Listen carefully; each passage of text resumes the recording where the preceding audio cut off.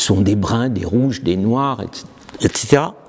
Et il casse complètement l'idée du châssis et de la toile rectangulaire, et il se met, puisqu'il utilise des peaux d'agneau, et il en faut plusieurs, et il les met sur des espèces de châssis. Enfin, c'est plus que des châssis, ce sont des découpes en bois, si vous voulez, sur lesquelles il tend la peau d'agneau pour arriver à ces formes tout à fait extravagantes. À peu près au même moment, à New York, il y a quelques artistes qui abandonnent le côté rectangulaire de la toile.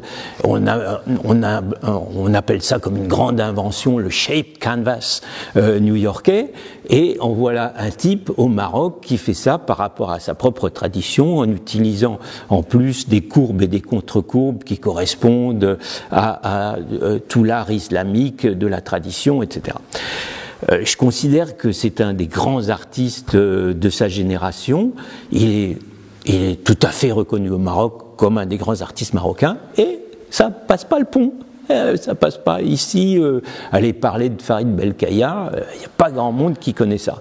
Alors, il a été beaucoup soutenu par l'Institut du monde arabe, mais les gens, disons, du haut de la pyramide de l'art contemporain, ils vont pas à l'Institut du monde arabe parce que c'est pas intéressant pour eux. Et donc, vous pouvez faire la démonstration comme vous voulez, ça ne passe pas le cap parce que il n'a pas sans doute résidé à Paris au moment où il le fallait, il n'est pas cédé non plus aux sirènes de certaines grandes galeries qui ont pu s'intéresser à lui, mais il n'a pas voulu céder à certains compromis. Et voilà, bon, je suis sûr que ça fera son chemin, ça viendra, mais ça mettra très longtemps. Voilà, tout ça pour vous dire que j'ai une espèce de distance par rapport à la manière dont on écrit l'art aujourd'hui et dont on décide des grandes valeurs dans le système du marché et des musées, enfin, qui est un système assez consensuel. Alors, juste une œuvre de Corneille, qui est là d'ailleurs, et que j'aime beaucoup à cause du jeu de mots sur la chatte, bon, et qui était un grand copain de Farid Belkaya, juste pour vous dire qu'il était tout à fait introduit dans les milieux et il connaissait les artistes qui résidaient à Paris. Corneille est lui en général rattaché au mouvement Cobra dans lequel il y avait Asger-Jorn, Karel Appel et d'autres, qui voulaient dire Copenhague, Bruxelles et Amsterdam, voilà. Et qui était un mouvement qui s'était développé dans le nord de l'Europe avec un certain nombre d'artistes qui avaient essayé de se rattacher au surréalisme et à André Breton, qui les avait méprisés, ou je sais pas quoi, où ça s'est mal passé. André Breton, on sait que c'était un personnage très difficile, et donc ils ont créé leur propre mouvement, et Corneille donc en faisait partie, et après avoir fait partie d'ailleurs aussi de l'international situationniste comme Asger-Jorn. Donc là, je vous ai parlé des Linares, et je reviens donc au Mexique. À cause de notre fameux philosophe Hegel, on dit que l'art ne peut plus être religieux, que le romantisme fait que l'art doit être politique, il doit être en réaction au mouvement de l'époque, etc. et tout ça, et que par conséquent, on oublie complètement la religion et l'art aujourd'hui est avant tout, tout l'art contemporain est un art qui relève de l'athéisme. Et qu'il y ait des centaines de religions dans le monde qui continuent à faire des œuvres et des objets pour leurs croyances, en fonction de leur foi, on l'oublie complètement, ça n'existe pas. Alors, je me suis dit qu'il y avait là quelque chose qui était quand même absolument incroyable, et j'ai fait en 2000 à Düsseldorf, où j'avais été nommé directeur d'un musée, au Museum Kunstpalast, une exposition qui s'appelait Hôtel, Alter en allemand, et qui regroupait une soixantaine d'hôtels du monde entier, touche d'aujourd'hui, pas des choses du patrimoine, du passé, etc. Des gens qui sont venus du monde entier, des artistes, des officiants, des prêtres, des artisans, et qui ont reconstruit des hôtels sur place. Et alors j'ai demandé, c'est ce qui nous relie au Linares et au squelette tout à l'heure, j'ai demandé à la famille Linares de faire un hôtel mexicain, ils étaient complètement emballés, et ils m'ont dit, mais à qui va être dédié l'hôtel? Et à ce moment-là, je ne savais pas très bien quoi dire. Je me suis dit, on a le soldat inconnu sous l'Arc de Triomphe, on va faire l'artiste inconnu. J'ai dit, faites-le à l'artiste inconnu. Alors, ils ont répondu en faisant un hôtel aux 2 Frida. Et vous voyez les deux personnages qui sont là-haut, qui sont 2 portraits de Frida Kahlo, sur lesquels on reviendra tout à l'heure. Et c'est une vue un peu qui coupe l'hôtel, comme vous le voyez, était beaucoup plus large que ça. Et il y a un musicien, il y a un chanteur, il y a un danseur. Enfin, il y a toutes les disciplines artistiques qui sont représentées chaque fois par un personnage. Et donc, c'était un hôtel absolument remarquable. Et je me bats constamment pour essayer de faire comprendre toujours encore ce point de vue, alors qu'on appelle dans notre système de connaissances anthropologique. Alors c'est plus de l'histoire de l'art, c'est de l'anthropologie, et puis on fait une grande frontière entre ça. Mais moi je m'en fiche. Je veux dire que ce qui m'intéresse, c'est qu'il y a des gens qui font des objets qui véhiculent un nombre de croyances et de convictions et de connaissances absolument incroyables, que ces objets fonctionnent, qu'ils sont des vecteurs de communication, et c'est ça qui m'intéresse. Et le fameux art contemporain dit international, qui est fait selon un moule complètement occidental, n'est qu'un des vecteurs de tout ça, et il faudrait peut-être un jour prendre conscience de ces questions-là. Bon. Alors, je reviens à la collection de Thérèse Franco, où il y avait Mendive, un artiste cubain. Il y a une petite salle qui lui est consacrée. Alors lui, je le connaissais aussi dans les années 80, je ne l'ai pas vraiment rencontré, mais je savais qu'il existait. Et il a eu une vraie carrière aussi en Europe. Il a été, par exemple, à la Biennale de Venise, où il a fait des espèces de grandes performances, un happening avec des personnages qui étaient des acteurs, qui étaient peints de haut en bas sur le corps. Ça, c'est très intéressant aussi de se dire que la peinture, c'est pas forcément juste sur des toiles ou des panneaux, qu'il y a plein de cultures où la peinture, c'est sur le corps. Les aborigènes australiens, pour n'en donner qu'un exemple, mais que la peinture, ça peut être sur le corps, et que c'est sans doute aussi, d'ailleurs, des origines de la peinture. Et donc, Mendive, avec ces peintures complètement oniriques, où on voit ces personnages qui se mélangent à des monstres, à des êtres un petit peu inquiétants, donc qui étaient connus à l'époque, mais je dirais très oubliés aujourd'hui. Mais encore une fois, on ne sait pas comment tout ça va peut-être ressortir un de ces jours. Et puis j'ai découvert un certain nombre d'artistes dans la collection, comme Sefolosha, qui m'a beaucoup intéressé, pour 2 raisons. D'abord parce qu'elle travaillait en Afrique, et que vous le voyez sans doute dans cette peinture, il y a 2 peintures qui sont juste là-haut.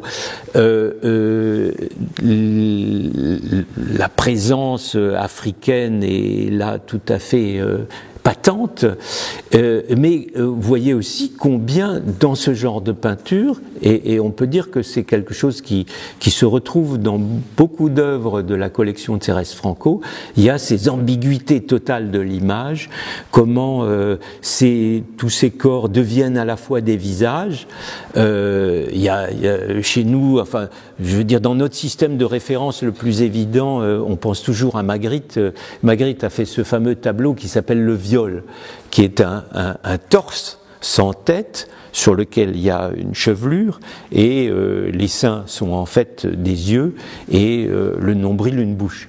Le tableau est extraordinaire et il est fascinant. Et là, on a une espèce d'ambivalence incroyable de toutes les formes, où tous les êtres se transforment à la fois en visage et en monstres, comme vous le voyez là. Puis j'ai découvert aussi, alors ça c'était dans la précédente exposition l'année dernière à la coopérative, je dois dire que je ne connaissais pas ni Macréo ni Nitkowski, et que sont deux artistes extraordinaires que j'ai découverts la dernière fois, comme quoi on découvre toujours des choses. Et il y a plusieurs œuvres de ces deux artistes, d'ailleurs, que j'ai réinsérées dans l'accrochage, et qui sont des artistes d'une force expressive absolument incroyable. Et je suis sûr qu'on reparlera d'eux dans l'avenir. Et puis j'ai aussi trouvé Greenberg. Et je vous montre, il y a plusieurs œuvres de Greenberg dans l'accrochage ici. Alors, je vous montre cette image parce que elle me fascine, parce qu'elle peut dire beaucoup de choses. Parce que vous voyez que le personnage a un masque qui est tenu par des petites ficelles qui sont retenues par des jolis petits nœuds derrière l'oreille. Et ce masque est un masque fait avec des os. Donc, qu'est-ce que ça veut dire? Est-ce que c'est le masque de la mort qui s'imprime sur le visage de n'importe quelle personne vivante? Est-ce que c'est une vanité? Ça reste évidemment assez énigmatique. Et alors, ce qui me fascine aussi, c'est cette espèce de grande lune bleue, ce grand arc, parce que on peut l'interpréter de deux manières. Ou bien c'est la pensée qui sort de la tête et qui rentre dans la bouche, donc les mots qui permettent d'exprimer les concepts et les idées, etc. Mais ça peut être aussi l'inverse. Ça peut être les mots qui sortent de la bouche et qui rentrent dans le cerveau par la suite. Tout ça reste ouvert. Mais je trouve que c'est une œuvre énigmatique et qui en dit long sur les rapports entre la pensée et la verbalisation. Je suis toujours très intéressé par ça parce que je pense qu'il y a aussi une pensée visuelle qui est très importante et tout ce qui est autour de nous le prouve, qui ne passe pas par les mots, mais qui passe justement par les images, par le visuel, par des choses qui sont pour moi antérieures ou au-delà de la verbalisation. Et puis j'en arrive à quelques œuvres ici de Nedjar, pour parler peut-être un petit peu de l'art brut. Pour essayer de les définir, c'est toujours assez difficile de définir l'art brut, mais qui sont avant tout des artistes qui n'appartiennent pas à l'art savant, qui n'ont pas passé par des écoles d'art et qui n'ont pas une formation de culture savante. Le phénomène ne date pas du tout de Dubuffet. D'abord, Breton s'était intéressé à ce genre d'art et de création avant lui.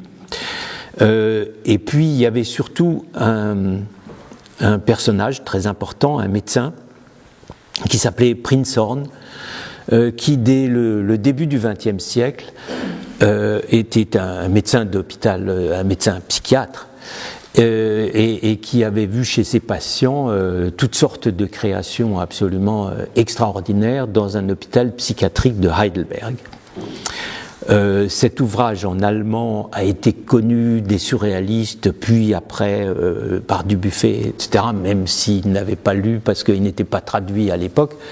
Il y avait des illustrations, et il y avait des illustrations d'œuvres qui existent toujours dans cette collection Prinzhorn à Heidelberg, qui sont tout à fait fascinantes, tout à fait extraordinaires.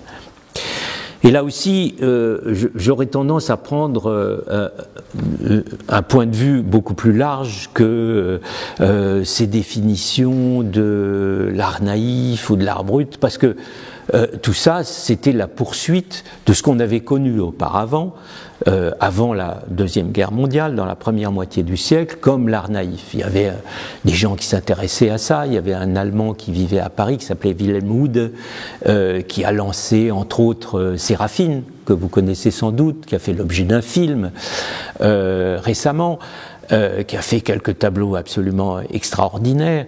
Mais il y avait Bonbois, Beauchamp, toutes sortes d'artistes qui ont déjà été, si je puis dire, institutionnalisés, parce qu'il y avait, à la réouverture du musée d'art moderne juste après la guerre, dans les années 50, une salle consacrée à l'art naïf. Alors, Dubuffet, lui, a voulu faire son propre truc, a commencé par travailler un peu avec Jakowski, qui était à ce moment-là le personnage qui s'occupait le plus de l'art naïf. Puis évidemment, il s'est brouillé avec lui, comme il s'est brouillé avec la plupart des autres, pour créer vraiment, en artiste, son système. C'est-à-dire qu'il a tenu, au fond, à repérer un certain nombre d'artistes qu'il n'avait pas forcément trouvé lui-même. Il est allé dans des hôpitaux psychiatriques de Suisse en particulier, où il a trouvé des artistes très importants comme Aloïs ou Wölfli. Mais il a agi en artiste qui voulait faire la démonstration d'un ensemble de créateurs originaux qui n'avaient pas encore été montrés ailleurs, ni au musée d'art moderne, ni dans aucune autre galerie. Et bon, c'est ce avec quoi aujourd'hui on peut prendre sans doute un petit peu de distance en se disant qu'après tout il y a un grand ensemble qui sont ces créateurs autodidactes qui n'appartiennent pas à l'art savant, qui sont tout à fait fascinants. Un certain nombre sont très connus aujourd'hui et on n'arrête pas d'en découvrir évidemment, parce que le problème de ces créateurs, c'est qu'il faut les trouver. Et qu'il y en a sans doute beaucoup qui ont simplement disparu, qui ont fait des choses pendant toute leur vie et qu'on ne connaîtra jamais. Et en voilà un autre que j'ai bien connu, alors qui est classé d'habitude dans l'art brut, c'est Chaumot. Parce que il a pris une décision complètement radicale d'aller s'isoler dans la forêt de Fontainebleau, de construire sa petite maison, sa chapelle, et son espèce de musée. Personnage tout à fait extravagant, qui a fait des œuvres inouïes, qui était très truculent, etc. Mais qui avait passé, je crois bien, par l'école des Beaux-Arts, mais il avait rompu avec tout et il s'était isolé dans la forêt de Fontainebleau pour vivre une espèce de vie extrêmement simple, très archaïque, mais où on pouvait lui rendre visite. Et dans les années 80, je lui ai rendu visite et c'était l'époque donc où je préparais l'exposition Magicien de la Terre et je lui ai demandé s'il accepterait de participer. Et il m'a dit, il n'en est pas question, soit j'ai une exposition personnelle au Centre Pompidou, ou rien du tout. Voilà, c'était voilà, pour vous montrer la radicalité de ce genre de gens qui savent couper avec tout le reste du monde et ne se consacrer qu'à leur œuvre. Et c'est forcément extrêmement fascinant de voir des gens comme ça. La contradiction de Dubuffet est quand même complètement fantastique, parce que c'est un artiste qui, mais d'abord très longtemps, il était d'une famille de commerçants, vendait du vin, grossiste en vin, etc.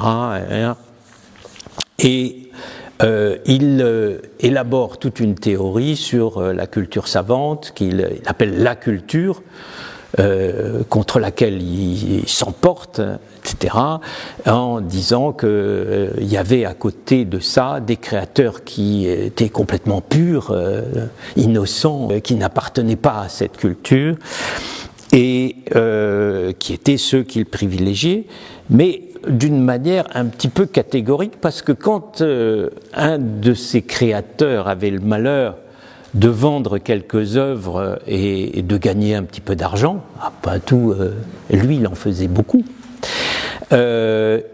il était banni et rejeté de la catégorie d'art brut. Et je connais d'ailleurs même un artiste qui aujourd'hui est vraiment un artiste qui est dans les circuits, Jean-Luc Parent, qui raconte que à ses débuts, justement, Dubuffet l'avait sermonné parce qu'il avait vendu quelques œuvres. Donc c'était très pratique pour Dubuffet, qui lui avait un système remarquable en bon commerçant. Il avait élaboré cette méthode qui consistait à augmenter le prix de ses œuvres chaque année de 5%. Ça lui a très bien réussi, comme vous le savez. Enfin bon, cela dit, c'est un très grand artiste. C'est pas du tout pour dénigrer la qualité de son œuvre, mais il a en même temps su être un remarquable valorisateur financier de son œuvre. De la même manière que l'était Picasso, d'ailleurs, au passage. Ce sont des gens qui étaient très doués sur ce plan-là. Et puis, bon, j'en reviens pour terminer à l'art savant, avec Sislevitch, donc encore un de ces artistes qui émigrait de Pologne, mais déjà connu par son œuvre graphique, remarquable affichiste, avec lequel j'ai eu la chance de travailler, parce que c'est lui qui a fait les catalogues et les affiches de Paris-Berlin, Paris-Moscou, à l'époque, ces grandes expositions du Centre Pompidou à son ouverture dans les années 70. Et là, il y a une salle qui lui est consacrée, vous l'avez vu. Et là, il a fait ces espèces de contractions de visage comme ça, où tout le monde devient cyclope en quelque sorte, où toutes les têtes n'ont plus qu'un œil. Et c'est sans doute la plus connue de cet ensemble, qui est la Joconde, que vous voyez ici complètement contractée. Ah, vous me changez mon image, mais c'est bien, ça va, c'est bon, voilà. Et puis je terminerai là-dessus. Vous l'avez peut-être reconnu, c'est Frida, voilà. Alors, je terminerai sur une anecdote pour vous dire combien tout ça est changeant, fluctuant, et que il n'y a pas de valeur éternelle qui ne se transforme pas. Quand je suis arrivé au musée d'art moderne, avant, donc, au moment où on commençait à concevoir le centre Pompidou, donc au musée d'art moderne qui était à l'époque là où est le palais de Tokyo, c'est-à-dire en face du musée d'art moderne de la ville de Paris, la première tâche qu'on m'a assignée, ça a été de ranger les réserves.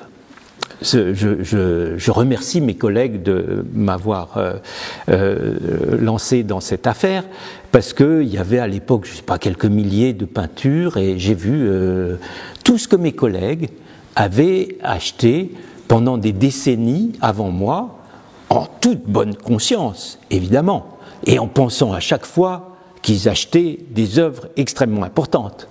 Et il y en a des centaines, pour pas dire des milliers, que vous ne verrez peut-être jamais, qui resteront dans les réserves parce que ça n'intéresse plus personne aujourd'hui.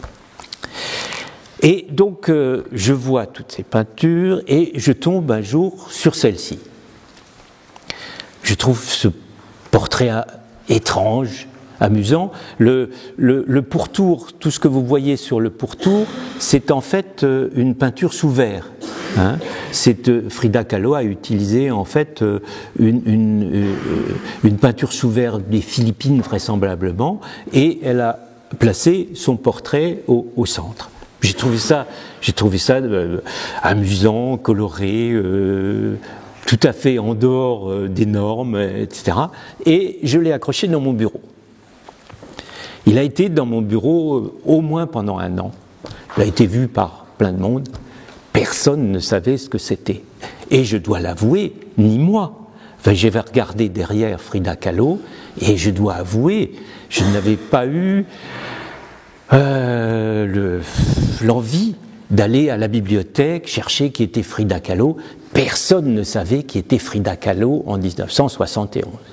Évidemment, il y avait quelques surréalistes de la génération précédente qui eux savaient, mais bon, eux ils n'étaient pas venus dans mon bureau et je les connaissais pas, et donc voilà, ce truc était là, et mes collègues se disaient oh, Jean-Hubert Martin, il a toujours des goûts un peu bizarres. Bon, voilà.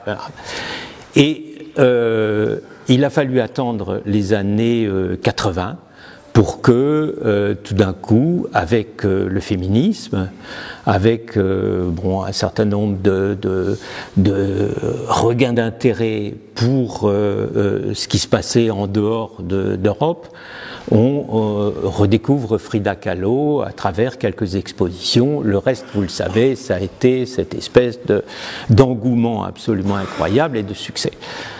Pour vous dire que régulièrement, les politiques nous disent pourquoi vous ne revendez pas tous ces vieux machins que vous avez dans vos réserves, ça coûte de l'argent et au fond ça sert à rien, on s'y intéressera jamais, etc.